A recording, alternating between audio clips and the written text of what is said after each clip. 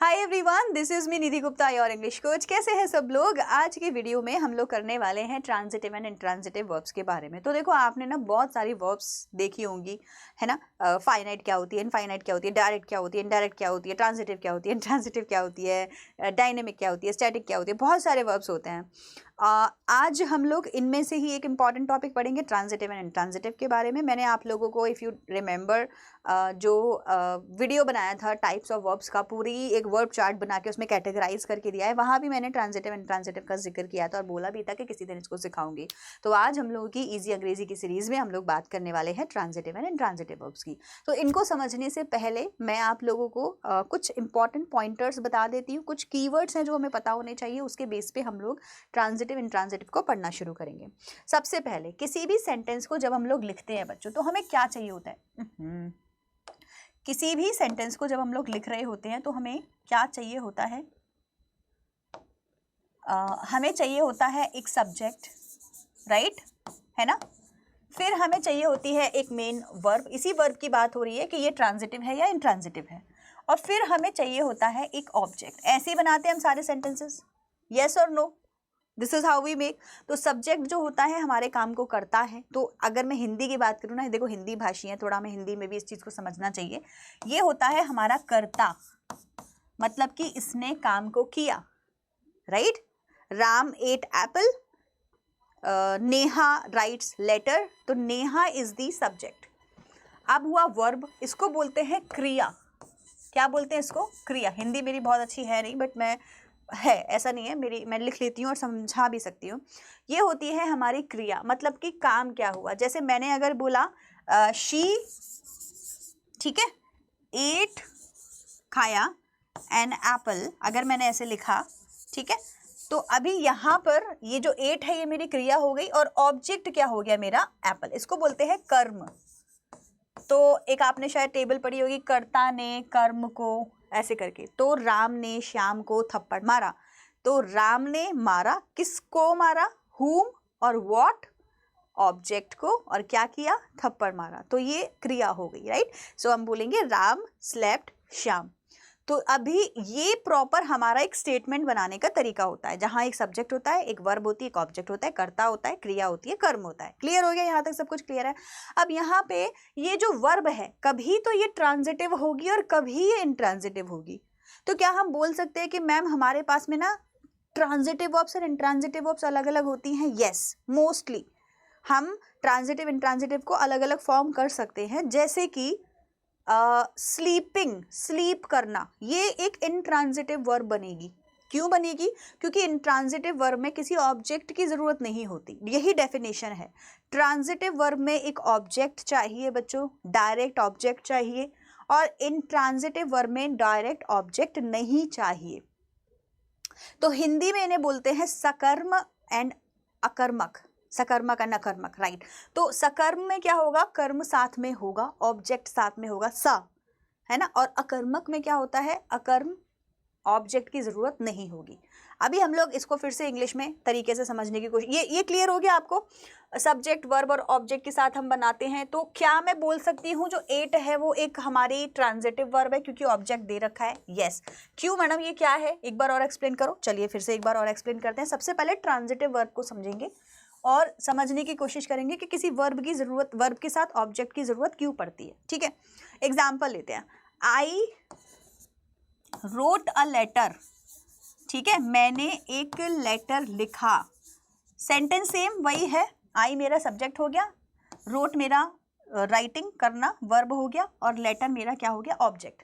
तो हर वर्ब को ना एक रिसीविंग करने के लिए ऑब्जेक्ट चाहिए होता है। मतलब मैंने क्या किया? लिखा। क्या? व्हाट? लेटर। ऑब्जेक्ट जो है ना वो मोस्टली दो चीज़ों का आंसर देती है, व्हाट एंड whom, किसको, दो चीज़ों का आंसर। जैसे मैंने बोला मैंने पिटाई करी, किसकी? मैंने नेहा की पिटाई करी। I slept Neha. अच्छा, मैंने लिखा, क्या? व्हाट? लेटर। मैंने खाया, क्या? पिज्ज़ा।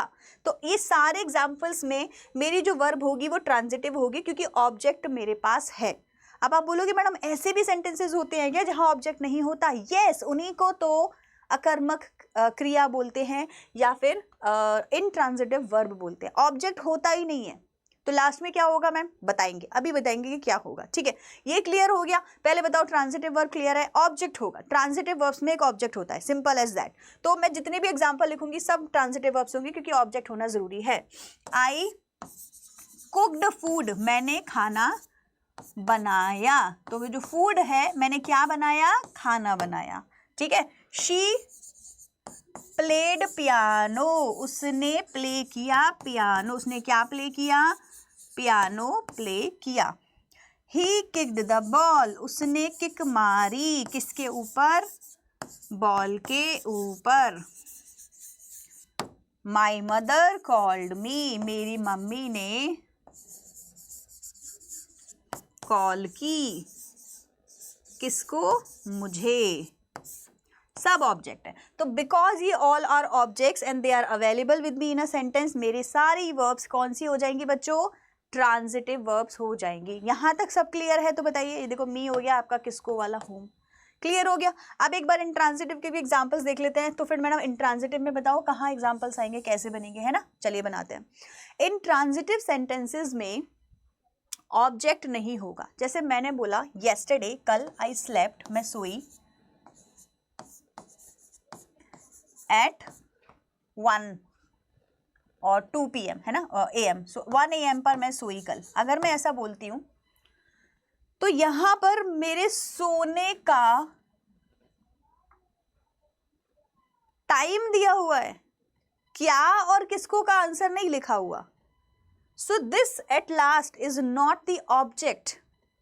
और अगर आप देखोगे तो हम इसको क्या बोल सकते हैं, एडवर्बियल फ्रेज बोल सकते हैं, या एडवर्ब लास्ट में होगा।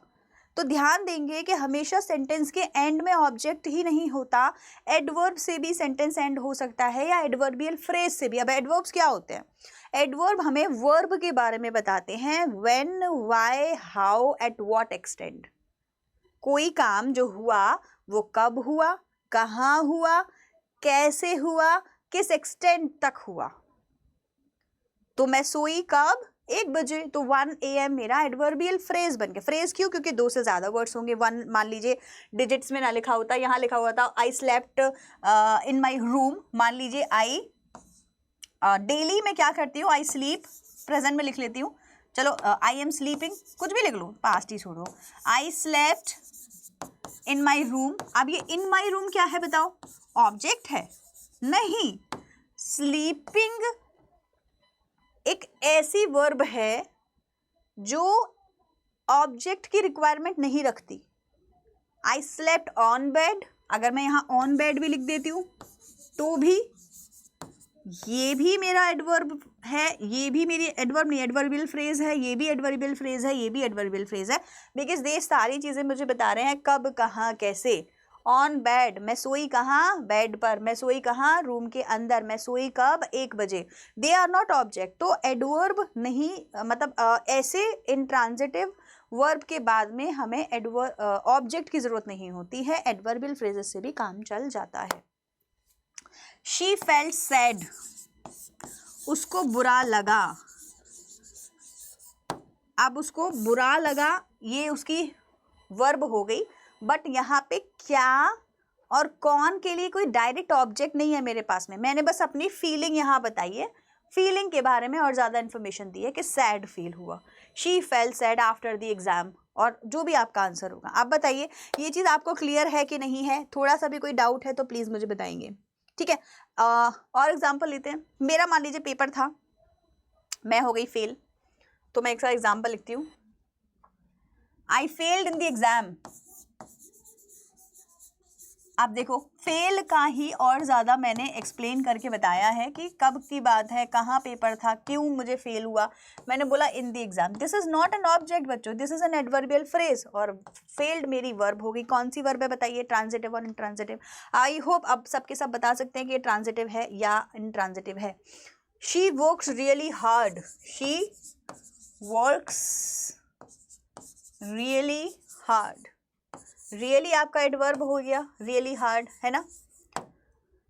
कोई ऑब्जेक्ट नहीं है, तो वर्क्स कैसी हेल्पिंग वर्ब है आपकी, इंट्रांजिटिव। तो ट्रांजिटिव वर्ब्स में आपके पास ऑब्जेक्ट होगा directly, I give this pen to you. चलिए अब आप मुझे बताएंगे, ये आपका होमवर्क है, चैट सेक्शन में सब लोग आंसर देंगे। I gave the pen to my friend. ठीक है, अब आपको मुझे बताना है कि ये जो गेव है ये ट्रांजिटिव वर्ब है या इंट्रांजिटिव है अकॉर्डिंग टू दिस स्टेटमेंट। ठीक है, आई होप आप लोगों को क्लियर हो गया होगा काफ़ी हद तक ट्रांजिटिव इंट्रांजिटिव क्या होती है। होमवर्क आपके सामने है, चैट सेक्शन में मुझे आंसर दीजिएगा। I will meet you again in the next video. Till then bye everyone and take care.